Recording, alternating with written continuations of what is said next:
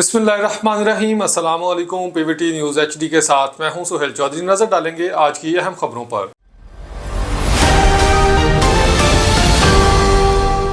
रुक करते हैं कराची की तरफ। पाकिस्तान को डिजिटल दुनिया से मजीद जोड़ने की जानब पेशरफ्त सामने आई है। आलमी सतह की सबमरीन केबल कराची पहुंच गई।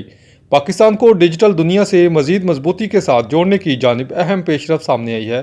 आलमी सतह की सबमरीन केबल कराची में हॉक्स बे के साहिल पर पहुंचा दी गई है। आलमी सतह की सबमरीन केबल CMV-6 कराची के साहली मुकाम हॉक्स पे पहुंच गई है। केबल बिछाने की तकरीब हॉक्स के साहिल पर मुनक़िद की गई, जिसमें वफाकी secretary Wazarat IT Zarar Ahmad Khan ने भी शिरकत की। तर्जमान वजारत IT के मुताबिक केबल मजमूई तौर पर 21,700 किलोमीटर तवील है और सिंगापुर से शुरू होकर फ्रांस तक जाती है, जिसके रास्ते में कराची का अहम पॉइंट शामिल है। केबल के जरिए पाकिस्तान दुनिया के मुतअद्दिद ममालिक से मजीद मजबूत डाटा लिंक्स के साथ मुंसलिक हो जाएगा।